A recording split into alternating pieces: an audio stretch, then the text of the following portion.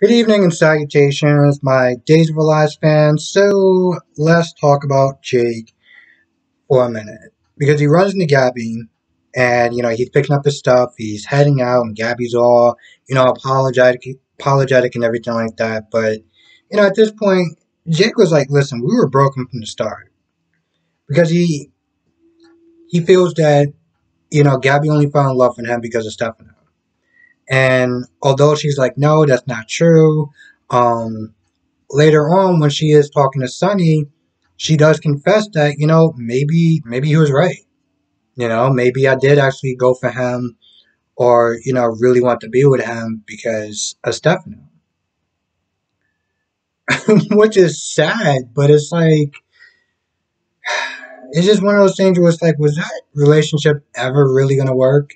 I mean, I felt like it did because they're both plotting and scheming and stuff like that, but at the same time, it's like, I mean, you weren't really with him because you want to be with him. You were only with him because he looked like Stefano. Um, later on, Jake winds up stopping the fight between Ava and Nicole. Ava is overhearing the conversation of Nicole Smith saying that she loves him, Rafe and everything like that, and they get into it, and more or less, Nicole kind of dares her to put hands on her. Stop running behind, my back. You want to come at me, stop going after Rafe. You got beef for me, come after me. So he was like, all right, cool. So she smacks the hell out of her. There's a lot of smacking going on around this week, but whatever. Um, anyway, she smacks Nicole. Nicole gets upset. She smacks her back, and they're about to get into it, but Jake comes in there, breaks up the whole thing, and kind of pulls, Ava to the side and, takes her inside the restaurant. And, they start, talking about their relationship woes and things. Um, catching each other up on all the stuff that goes on. Now, of course, the funny thing was, when the topic of rape being set up, you know, Jake was like, "Well, is it true? Did you do that?" And Ava doesn't confirm, but she doesn't deny it either. Anyway, Jake offers to have her stay, and she's like, "All right, fine. I can cook."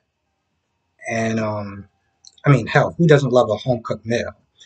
So, she agrees, and they're gonna sit there and probably shack up and probably hook up because, honestly, to tell you the truth, nothing would make Ava more happier than to, um, really kind of stick it to Gabby, and by proxy, stick it to Rafe. So I definitely see them hooking up. I mean, let's be honest, Jake and Gabby are, well, they're done. Um, at least for a while. At least for a while. I don't know who would Gabby actually go out with um, moving forward. So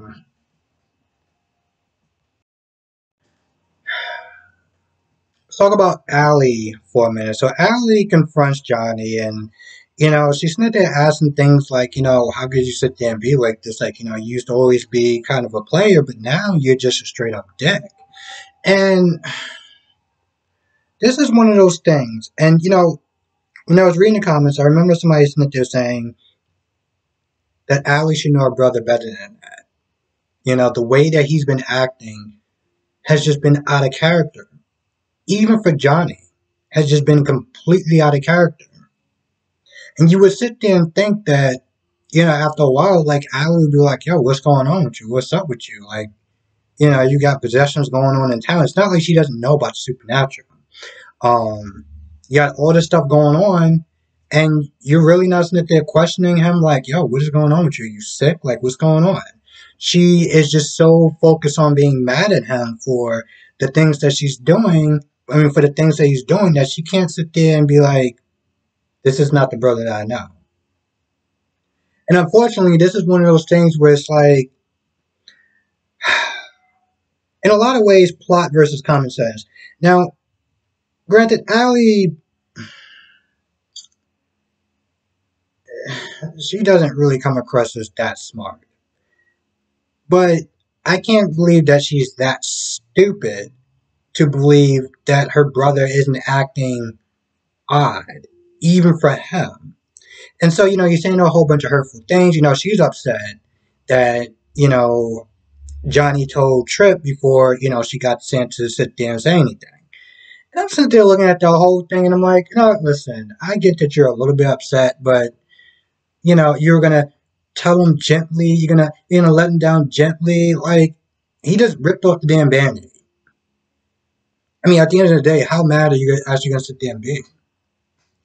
Or I think she's probably more mad at the fact that Trip went off on Chanel because, he found out. Either way, I'm just not looking at this like, what, listen, at the end of the day, he told him the truth. He told him the truth on both accounts when you didn't.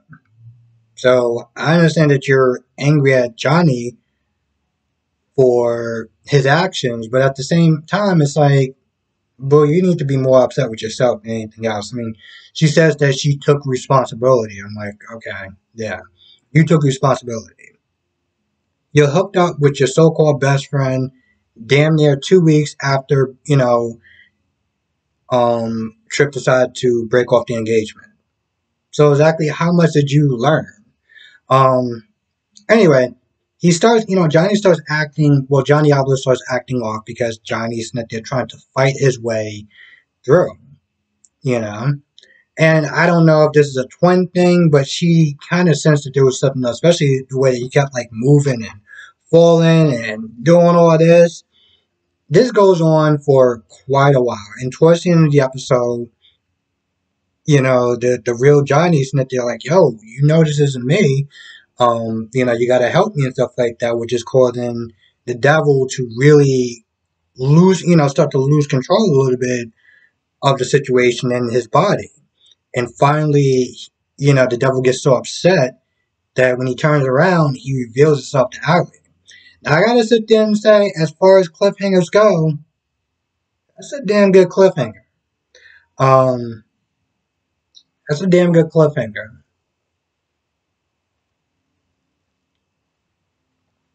Now, I wonder what's going to wind up happening next.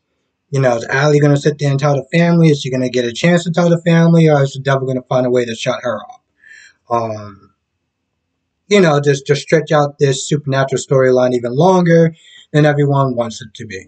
So I guess we'll find that out.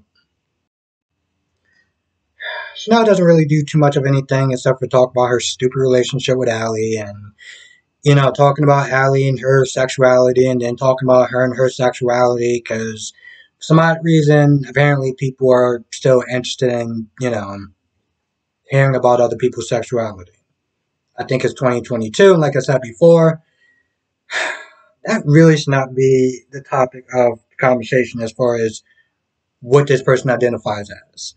Because at the end of the day, a trashy character is still a trashy character. And I'm looking back at Chanel's character and how much she's grown since then. And I know some people could sit there and say that Chanel in the beginning was a hot mess, but she wasn't even a hot mess. She was just trash.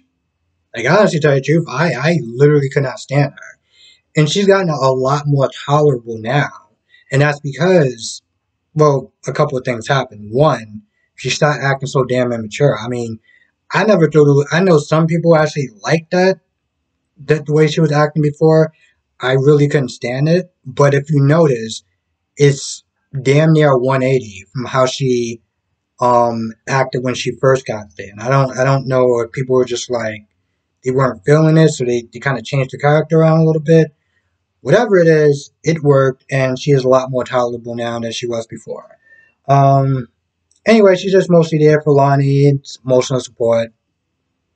Nothing really too big. She talks about Trip and, Trip not really liking her or, liking the fact that they got to breathe the same air, whatever. So they don't really get anything, you don't really get into anything too important. Um, Now, Rafe is making Ray hella nervous, and Ray is just doing way too much talking. oh well, what's the difference if he took drugs or not? He's the person that killed. He's the person that shot Lonnie and stuff. Shot Eli. So that isn't that what we should really be sitting there focusing on, bro. You should be focusing on not saying much. Shut your damn mouth, bro. I mean, maybe he's just used to actually having lawyers talk for him, but I'm like, bro, you doing way too much. You need to sit there and pretend that you're the doting grandfather that you're really not, and stop talking so damn much. But anyway, after Rafe leaves, um, Ray pretends to be um, the nice, kind, sweet guy that he really isn't, and he gets permission to hug Paulina. Later on, Lonnie gets there, and Paulina's kind of more or less speaking highly speaking highly of Ray Smith. They're saying that he seemed like he's changed his ways since back in the olden days, and I think he talks about no. It was Chanel that was saying that Ray was actually really doing him a solid by getting him out of the movie.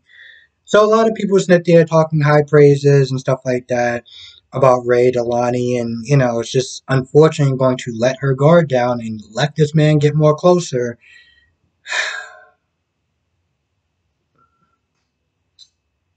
Nicole, when Nicole was there talking to Rafe about Ray, um, changing his ways and stuff like that, and Nicole unfortunately had to sit there and deal with stuff like that when she was growing up, and she was like, people like that rarely, rarely change, if ever. I don't know. I just people like that are just the second worst type of people. I think you can already guess what the first type of worst people are. Anyway, after the whole fight, Nicole goes to Rafe and talks about her little fight with Ava.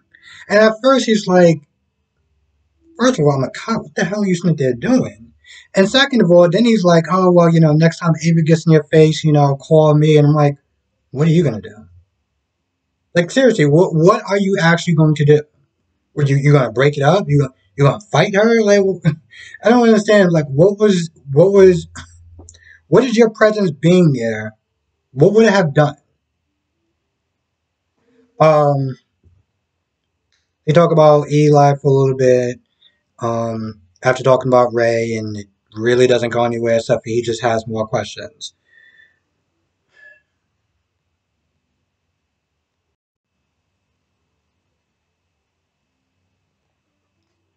For a split second, it almost seemed like Sonny just kind of came out of nowhere.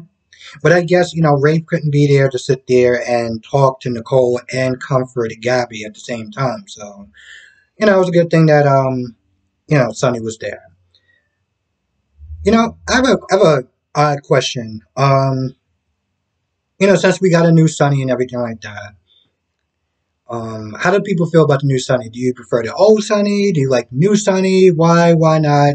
I mean, for me, it's kind of a toss up. It doesn't really matter because I haven't really been watching the show that long to get, kind of like the new, like the old Sonny more than the new Sonny. It's like they're both kind of the same to me, so it doesn't really bother me either way. But I want to know how everyone's feel. I want to know how everyone else feels about the new Sonny.